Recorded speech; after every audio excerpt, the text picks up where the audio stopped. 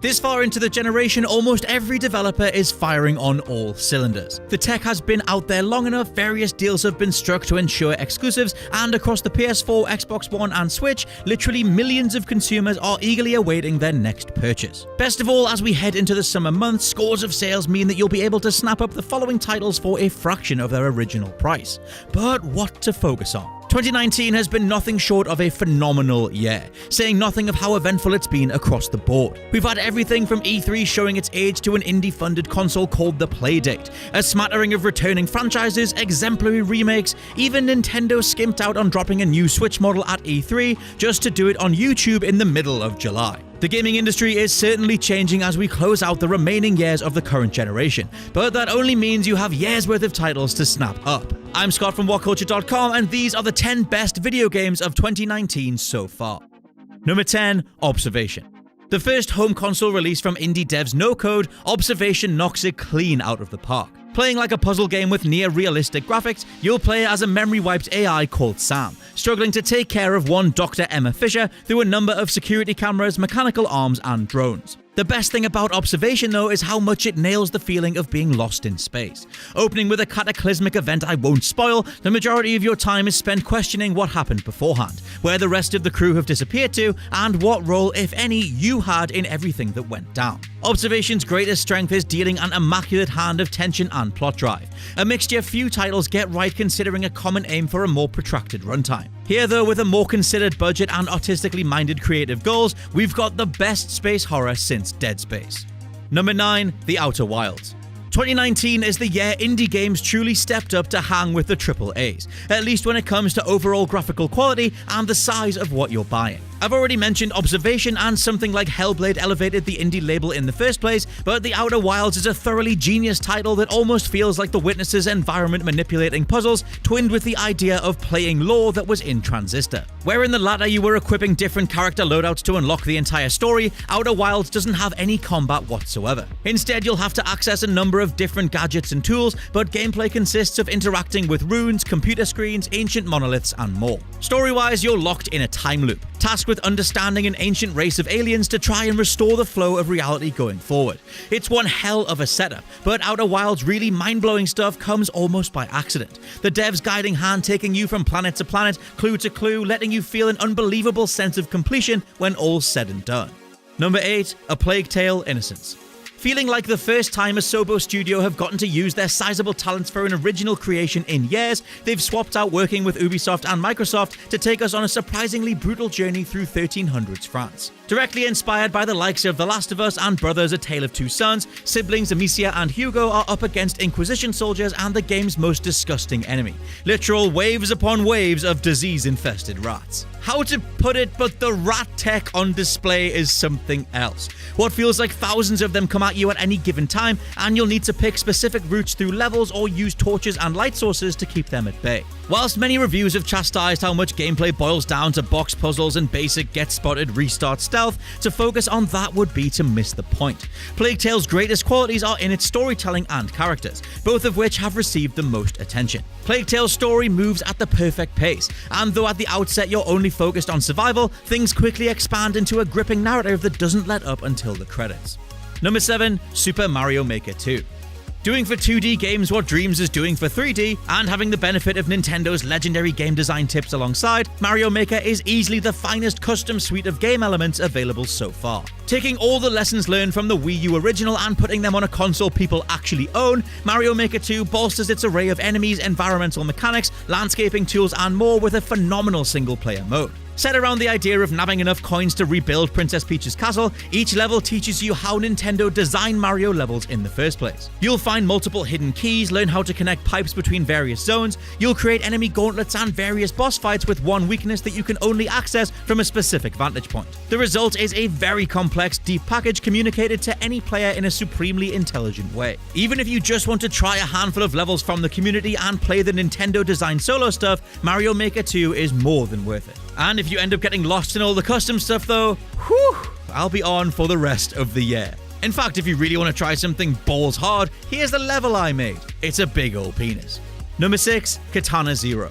A 6-year passion project by one Justin Stander, Katana Zero is a liquid butter smooth action platformer with the focus on slicing enemy goons into tiny strands of themselves, all in super slow motion. You play as Zero, a robe-wearing samurai-themed hero living in a cyberpunk city. Every day you appear to visit a therapist who, alongside giving you advice and exploring your mental state, will give you contract missions for the company he works for. Being that Zero is also an amnesiac, this setup perfectly blends the aforementioned action into a tight, thunderous plot, doling out revelations about your protagonist alongside a John Wick-style world of spies and killers living all around. To say more would ruin everything, and the game does end on a cliffhanger. But as this is developed by one person and sales have already been very impressive, it feels like Katana Zero could be the start of a phenomenal and essential franchise. Also, just on a personal level, this gave me the Hotline Miami vibes, and that is a very rare thing. Number 5. Crash Team Racing Nitro Fueled.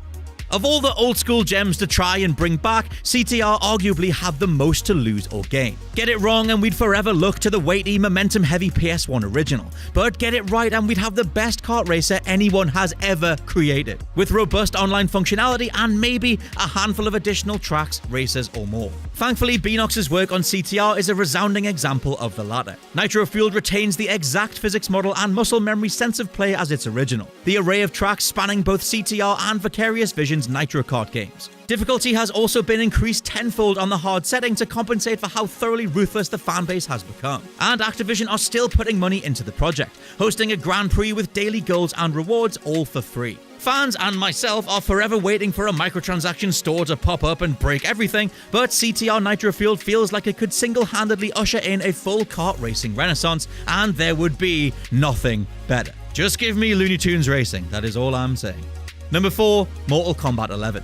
If we're talking about games that change and transform to become games as a service, Mortal Kombat 11's launch was dogged by a god-awful in-game economy and a reliance on microtransactions to get away from some impossible difficulty spikes. Thankfully, it only took a couple of weeks for NetherRealm and Warner Bros. To respond, now turning Mortal Kombat 11 into the sort of experience you can dip into on a daily or weekly basis, trying to see every last piece of unlockable armor or customization equipment. Because MK11 does for the core mythos what Injustice did for DC Comics. Here, everyone from Scorpion to Cassie Cage can be specced out in elaborate gear, supplanting one of the best stories NetherRealm have ever put together, with endless combat towers you can get completely lost in. As for the story itself, it feels like the devs and creative lead Ed Boon wanted to soft reboot the franchise, killing off or permanently changing many main characters, all to service what could be another few decades worth of sequels and spin-offs. It might have totally stumbled out of the gate, but MK11's solid mix of technical fighting, gore-happy thrills, and superhero rivaling character abilities remains one for the generation.